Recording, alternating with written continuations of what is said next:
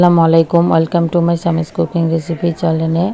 আপনারা হয়তো বা কম বেশি সবাই এই কলাগুলো চিনেন। এগুলো হচ্ছে কাঁচকলা। আজকে আমি আপনাদের সাথে একটি কাঁচকলার দুর্দান্ত রেসিপি শেয়ার করব। কাঁচকলা রান্না করার জন্য আমি প্রথমেই কলাটাকে সুন্দর করে ছিলে নেব।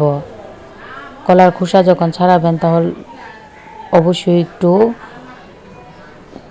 বেশি করে ছিলবেন, না হলে পাতলা করে ছিলে কোষগুলো উপর থেকে লেগে যায়। এজন্য আমি কোষগুলো খুব সুন্দর করে ছাড়িয়ে এখন এগুলোকে সুন্দর করে বানিয়ে নিচ্ছি।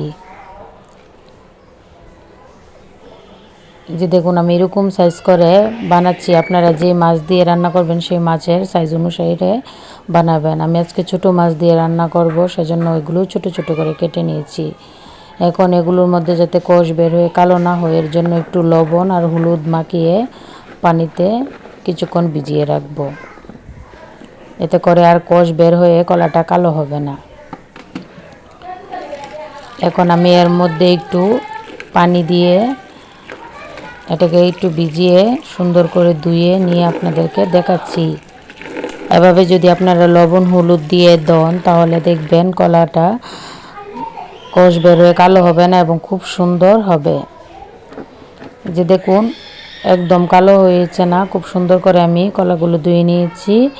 এরপর যে আমি রান্না শুরু করব। রান্না করার জন্য এখানে আমি নিয়েছি ছোট ছোট মাছ। এখানে বিভিন্ন ধরনের মাছ আছে। আমি আজকে এই ছোটো মাছ দিয়েই কাঁচকলার রেসিপিটা করব। আপনারা পুরো ভিডিওটি স্কিপ না করে দেখতে থাকুন। এখানে প্রথমে আমি চুলায় একটি ফ্রাই প্যান বসিয়ে ফ্রাই প্যানটা ভালো করে গরম করে নিয়েছি। এখন এর মধ্যে একটু রান্নার সাদা তেল দিয়ে দেব। দিয়ে দিক দিয়ে আমি মাছগুলো একটু লবণ আর হলুদ দিয়ে ভালোভাবে মেখে নিব। এই টিপসটি খুবই সহজ, আপনারা এভাবে রান্না করে খেয়ে দেখবেন। কাঁচকলার তরকারি যদি এভাবে খান তাহলে যারা কখনো কলার তরকারি খান না তারাও কলার আবার হয়ে যাবেন।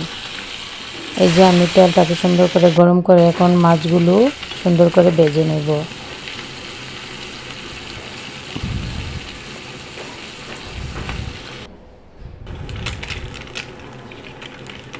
যে দেখুন মাছগুলো সুন্দর করে আমি ভেজে নিয়েছি।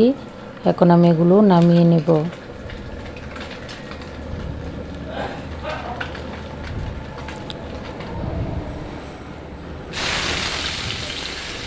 এই যে একই তেলে আমি এখন কলাগুলোও ভেজে নেব। কলাগুলো ভাজার জন্য এখন আমি উপর দিয়ে একটু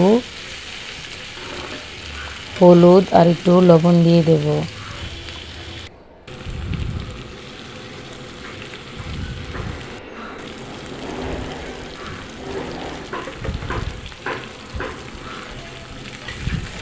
এখন আমি খুব সুন্দর করে এগুলো একদম লাল লাল করে ভেজে নেব।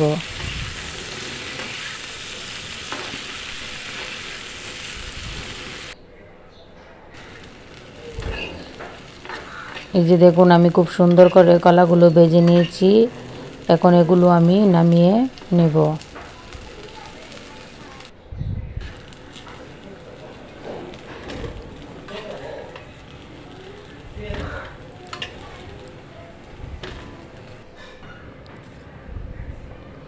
এই যে আমি মাছ এবং কাঁচকলাগুলো খুব সুন্দর করে ভেজে নিয়েছি।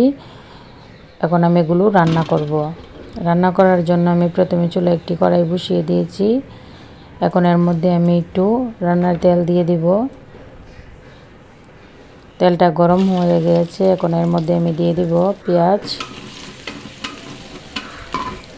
পেঁয়াজটাকে আমি এখন ভালোভাবে ভেজে নেব।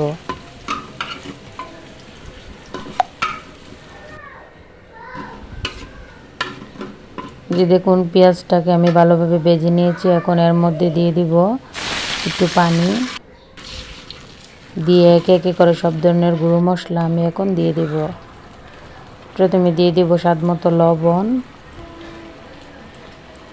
তারপরে দিয়ে দিব হলুদ গুঁড়ো, সামান্য মরিচের গুঁড়ো এবং দিয়ে দিব সামান্য ধনিয়া গুঁড়ো।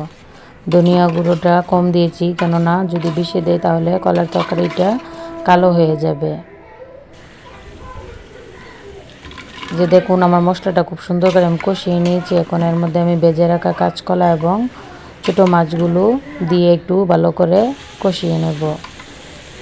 কষানো হয়ে গেছে, এখন এতে আমি দিয়ে দিব ঝোল। আমি আজকে ঝোল বেশি রাখবো না, মাখো মাখো করে রান্না করব। কলার তরকারি একটু মাখো মাখো করে রান্না করলে অনেক স্বাদ লাগে। যে দেখুন আমার তরকারিতে সুন্দর করে বলক এসে গেছে। এই পর্যায়ে আমি উপর দিয়ে কয়েকটা কাঁচামরিচ ছেঁড়া দিয়ে দেব।